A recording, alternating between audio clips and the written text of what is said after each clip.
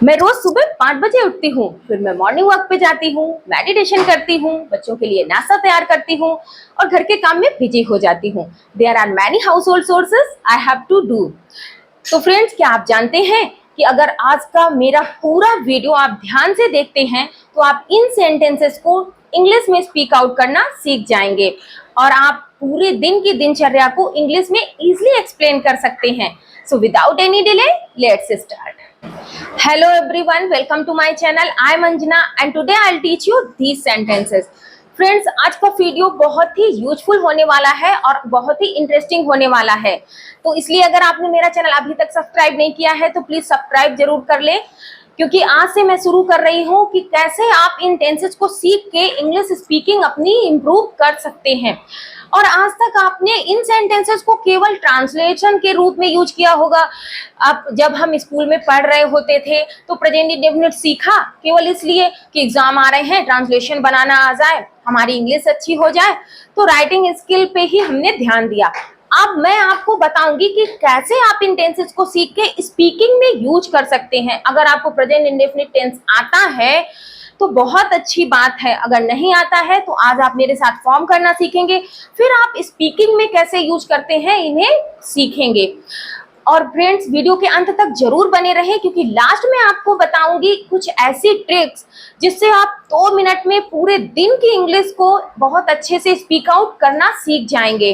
तो please watch my video till the end अब मैं स्टार्ट करूंगी इन सेंटेंसेस को कैसे इंग्लिश में बनाते हैं और स्पीकिंग में कैसे यूज करते हैं, वो भी आज आप मेरे साथ सीखने वाले हैं।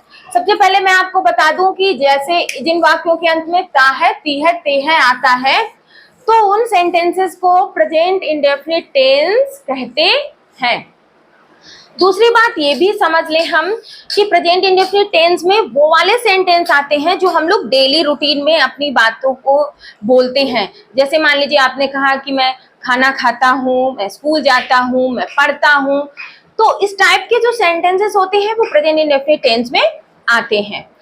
दूसरी बात, कुछ ऐसे सेंटेंस होते हैं जो यूनिवर्सल ट्रूथ होते हैं। जैसे कि मान लीजिए सूर्य पूर्व में उगता है, सूर्य पश्चिम में डूबता है, पृथ्वी सूर्य के चारों तरफ घूमती है, तो ये वाले सेंटेंस जो है सत्य हैं, हमेशा ऐसा ही होता है। या हम लोग कोई भी काम अभी जस्ट नहीं कर रहे हैं, करते हैं, कभी करते हैं और कभी नहीं करते हैं, तो ऐसे सेंटेंस जो होते हैं उनको कैसे इंग्लिश में फॉर्म करते हैं वो हम सीखेंगे। तो आपने सीख लिया कि हम इनको ऐसे भी पहचान सकते हैं कि लास्ट में ता है, ती है, ता है, तो ये प्रेजेंट इंडेफिनिट का टेंस का रूल इसमें यूज होगा। अब देखते हैं कि रूल क्या है इसका बनाने के लिए। हमें सबसे पहले सेंटेंस में सब्जेक्ट को लिखना पड़ता है, उसके बाद इसमें हमेशा वर्ब की फर्स्ट फॉर्म आती है। याद रखें कि इन सेंटेंसेस में हेल्पिंग वर्ब नहीं आती है। बहुत से बच्चे जब ध्यान से पढ़ाई नहीं करते हैं तो वो सोचते हैं आई, मैं लिखा है तो आई लगा दो और उसके साथ एम का यूज कर दो, तो ये मिस्टेक हो जाती है।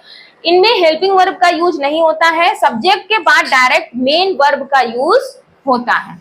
तो सब्जेक्ट के बाद वर्ब की फर्स्ट फॉर्म आएगी और उसमें वर्ब की फर्स्ट फॉर्म के साथ एस या ईएस यूज करेंगे, लेकिन सारे में सभी में नहीं करेंगे। अगर आपका सब्जेक्ट आई है, वी है, यू है, दे है, प्लूरल नाउन है, तो हम वर्ब की फर्स्ट फॉर्म का यूज करेंगे, यानी कि उसमें एस या ईएस का ऐड नहीं करेंगे। अगर आपके सब्जेक्ट ही है, सी है, इट है, सिंगुलर नाउन है या किसी का नेम है, तो आप वर्ब के साथ में एस या ईएस का ऐड करेंगे। ये बहुत ही मेन पॉइंट है, अगर आप इसको अच्छे से माइंड नहीं करेंगे तो हमेशा मिस्टेक करते रहेंगे, तो इसे अच्छे से याद कर लें। नेक्स्ट देखते हैं, सब्जेक्ट आता है सबसे पहले, फिर वर्ब में एस या ईएस लगाएंगे, फिर उसके बाद ऑब्जेक्ट यूज होगा, फिर अदर वर्ड आ जाता है।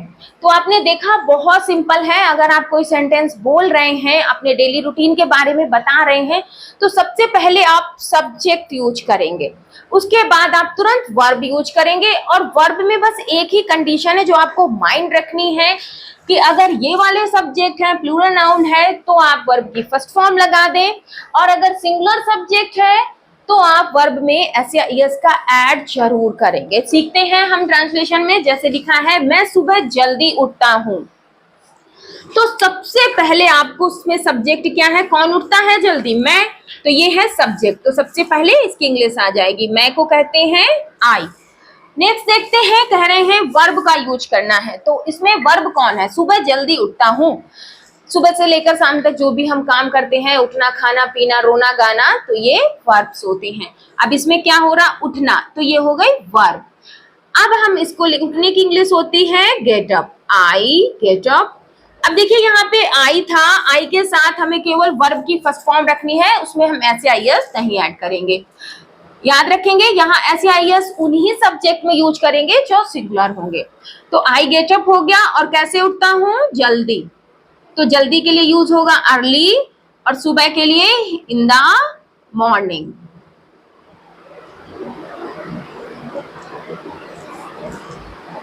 नेक्स्ट देखते हैं, वह रोज स्कूल जाती है। अब देखा आपने यहाँ पे वह रोज स्कूल जाती है, वह की इंग्लिश होगी शी, गर्ल है इसलिए हमने शी लगाया, बॉय होता है तो हम ही यूज करते हैं, याद रखें। अब शी क्या है, शी है सिंगुलर सब्जेक्ट, और इसमें वर्ब की फर्स्ट फॉर्म के साथ आपको एस ऐड करना पड़ेगा। इसमें वर्ब क्या है, जाना, तो जाने की इंग्लिश होती है गो, गो में हम ऐड करेंगे S. She goes to school, कहाँ जाती है, स्कूल, और रोज, तो रोज के लिए आ जाएगा daily, she goes to school daily, बन गया। नेक्स्ट देखते हैं, सूर्य पूर्व में निकलता है, तो ये यूनिवर्सल ट्रुथ है, तो इस टाइप के सेंटेंसेस भी प्रेजेंट में ही बनते हैं। सूर्य पूर्व में निकलता है, तो द सन और सन एक ही है, तो हम लगाएंगे निकलना के लिए, वर्ब हो गई ये राइजेस, राइज में एस का ऐड कर देंगे क्योंकि सन सिंगुलर सब्जेक्ट है, और पूर्व में के लिए आ जाएगा इन द ईस्ट। नेक्स्ट देखते हैं, वे सदा सत्य बोलते हैं। अब इसको हम जब इंग्लिश में ट्रांसलेट करेंगे, सबसे पहले वे की इंग्लिश आ जाएगी दे। और एक बात हमेशा याद रखें, अगर आपके सेंटेंस में सदा शब्द आ जाए कि हमेशा, वे हमेशा सत्य बोलते हैं, या वे हमेशा मेरी मदद करते हैं, तो इसकी इंग्लिश जो है वो हम डायरेक्ट सब्जेक्ट के बाद लिख देते हैं, याद रखिएगा, दे ऑलवेज, वे सदा, या वे हमेशा आ जाए, या तुम हमेशा, तो हमेशा की इंग्लिश सबसे पहले सब्जेक्ट के तुरंत बाद हम यूज कर देंगे, उसके बाद हम ये वर्ब यूज करेंगे। बोलने की इंग्लिश होती है स्पीक, और हम वर्ब में ऐसे आई एस नहीं लगाएंगे क्योंकि सब्जेक्ट जो है वो प्लूरल है। देखिए यहाँ पे दे के साथ में वर्ब की केवल फर्स्ट फॉर्म आती है, तो दे ऑलवेज स्पीक द, बन गया सेंटेंस। नेक्स्ट देखते हैं, मैं रोज एक सेब खाता हूं, तो मैं की इंग्लिश होगी आई। अब सब्जेक्ट लिख दिया, उसके बाद वर्ब यूज करनी है, तो वर्ब क्या है, खाना, खाना के लिए हो जाएगा आई ईट, क्या खाता हूं, एक सेब, तो हो जाएगा an apple, I eat an apple, कब खाता हूं, डेली, रोज के लिए आ जाएगा डेली। नेक्स्ट देखते हैं, वह मुझे अंग्रेजी पढ़ाता है, वह पढ़ाता, तो सबसे पहले किसकी इंग्लिश आ जाएगी, ही। हम बस रूल के अकॉर्डिंग चलेंगे तो पूरा सेंटेंस सही से बन जाएगा।